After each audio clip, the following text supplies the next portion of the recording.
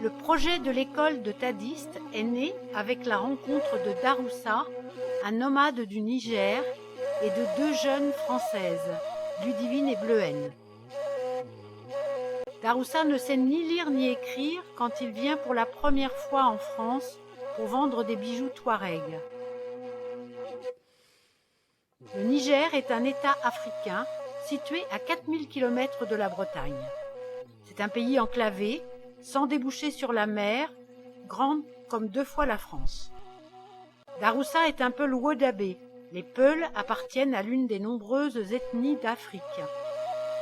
Ils vivent au Sahel, une région désertique située au bord du Sahara, le plus grand désert d'Afrique. Ici, pas de dunes de sable, mais de grandes étendues très sèches qui ne verdissent qu'une courte période de l'année pendant la saison des pluies. Les Peul Wodabé se sont installés il y a 200 ans environ dans la région de Tintabaraden et d'Ingal au Niger. Ils sont estimés à 45 000 aujourd'hui. Ils vivent traditionnellement de l'élevage. À la recherche de nouveaux pâturages, ils se déplacent régulièrement dans les grands espaces avec leurs troupeaux de zébus, chameaux, ânes, moutons et chèvres. Leur mode de vie est très dépouillé. Alors que les hommes s'occupent des animaux, ce sont les femmes qui prennent en charge les tâches quotidiennes, pilent le mil et effectuent les travaux d'artisanat tels que le tressage de parures et de nattes de paille. Elles s'occupent également des enfants des familles souvent très nombreuses au Niger.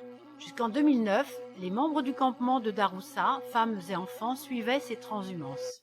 Ils déménageaient à dos de chameau tous leurs biens, nattes de paille, outres d'eau, calebasses pour le lait et l'eau, armatures de lit, produits de beauté et herbes médicinales. À cette époque, il n'y avait aucune école pour les enfants de Tadiste. La vie des Peul Wodabé est rythmée par les saisons. La saison des pluies, de juin à septembre, est propice aux fêtes, avec parures brodées et maquillage. La plus grande des fêtes est le rassemblement du Worso, durant lequel les garçons dansent pour séduire les filles. Si les jeunes filles rivalisent de coiffures sophistiquées, les jeunes hommes sont également très soucieux de leur apparence. Ils se parent de maquillages très colorés et étonnants pour ceux qui les voient pour la première fois. Mais depuis quelques années, les pluies ont souvent été insuffisantes pour compenser les mois de sécheresse. La communauté de Daroussa est parfois amenée à négocier avec les responsables locaux l'attribution de rations de son pour nourrir les animaux. Ici, les réunions ne se tiennent pas autour d'une table. Les participants prennent place sur des banquettes. Daroussa réussit à convaincre quelques familles de créer une association du nom de Tabarkat, qui veut dire petite oasis, pour obtenir l'ouverture d'une école à Tadiste. Alors que les hommes continueront à se déplacer avec les animaux, femmes et enfants devront maintenant vivre à proximité de l'école. Ce qui ressemblait à un rêve inaccessible devient enfin un projet. Les autorités, le sultan et le préfet, rendent officielle l'occupation de la zone de Tadiste par l'association Tabarkat. Le ministère de l'Éducation nationale à Niamey, la capitale du Niger, nomme un instituteur en octobre 2010, sans prévoir d'argent pour la construction de l'école, ni pour le matériel scolaire. Au début, elle était faite de branchages, de bois et de paille de mil pour protéger du vent et du soleil. Puis, elle sera améliorée avec des briques de terre pour les murs. Elle ouvre avec 31 élèves de 4 à 12 ans. Mais le bâtiment est fragile et se dégrade chaque année à la saison des pluies. Au Niger, les cours sont actuellement donnés en langue française, alors que les familles des enfants de la région communiquent en tamashek ou en fulfulde. Les horaires scolaires sont intenses. Les enfants sont présents à l'école du lundi au vendredi de 8h à 18h. Ici, on a dit, faites une correspondance terme à terme entre les étoiles et les ronds. Donc ici, nous avons des étoiles. Ce que vous voyez ici, ce sont des étoiles. Ce sont des étoiles. Les appels des étoiles, répétez, les étoiles. Les étoiles. Les étoiles. Les étoiles. Les étoiles. Les étoiles. Donc on a dit de faire une correspondance entre les étoiles et les ronds. Ici aussi, nous avons des ronds. Regardez. Ici, nous avons des ronds. Des ronds. Des ronds. Des ronds. Des ronds. Malgré les conditions de travail assez difficiles, les élèves semblent attentifs et quelques-uns d'entre eux savent lire aujourd'hui. La remise des prix encourageant les meilleurs élèves donne lieu à une cérémonie assez solennelle. Donc maintenant, on va passer à la proclamation. Bien, nous avons le premier Père Ojidedi.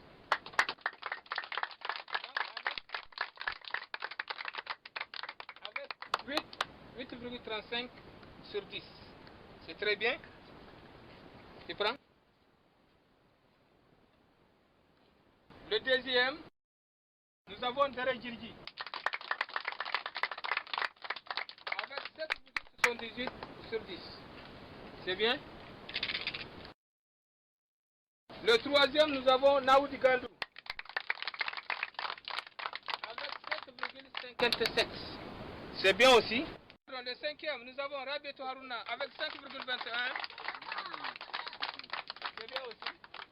Les femmes du campement font la cuisine, au menu, du mil ou du riz, avec une sauce aux oignons. Quelquefois des haricots agrémentent le repas, mais jamais de dessert.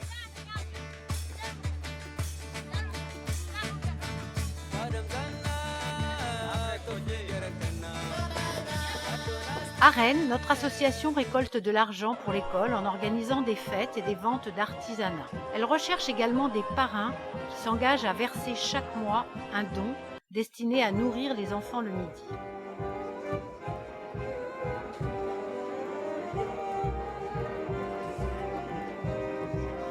Dans le Morbihan, les enfants d'une école lavent des voitures pour participer au parrainage. Daroussa les a rencontrés dans leur classe. Ces actions et collectes ont permis de réaliser et d'entretenir la première construction de l'école et un abri pour entreposer matériel et nourriture. L'action menée par une école toulousaine a permis l'achat de chèvres. Du lait peut être ainsi distribué chaque matin aux enfants. Nous avons pu expédier à Tadist un envoi contenant un lot de chaussures collectées dans une école de Rennes, des fournitures scolaires, des couvertures tricotées par des grands-mères de passé, utiles car il fait parfois très froid la nuit dans le désert. Un don surprise d'une entreprise de Nantes a permis de financer la construction de latrines ou toilettes, cette fois-ci en parpaing.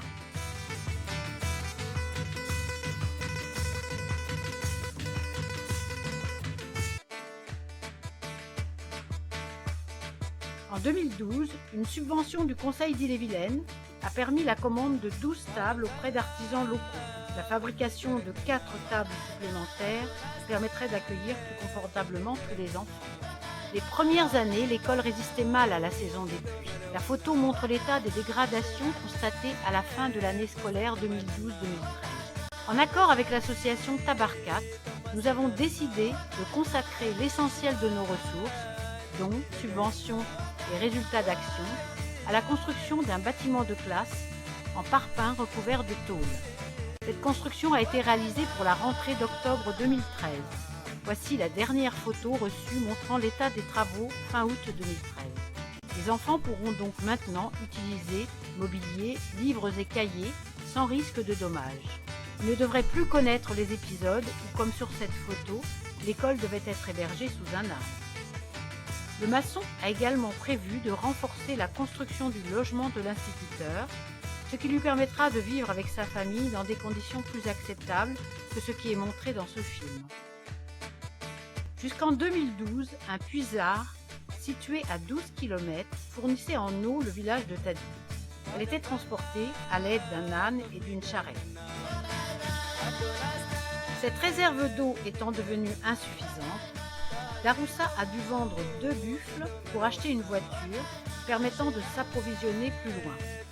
Pour rapporter plus d'eau à chaque voyage, les femmes ont cousu des bâches plastiques pour fabriquer une grande poche pouvant contenir 1400 litres d'eau.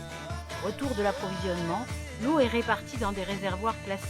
Toutes ces manipulations sont coûteuses en temps et en carburant.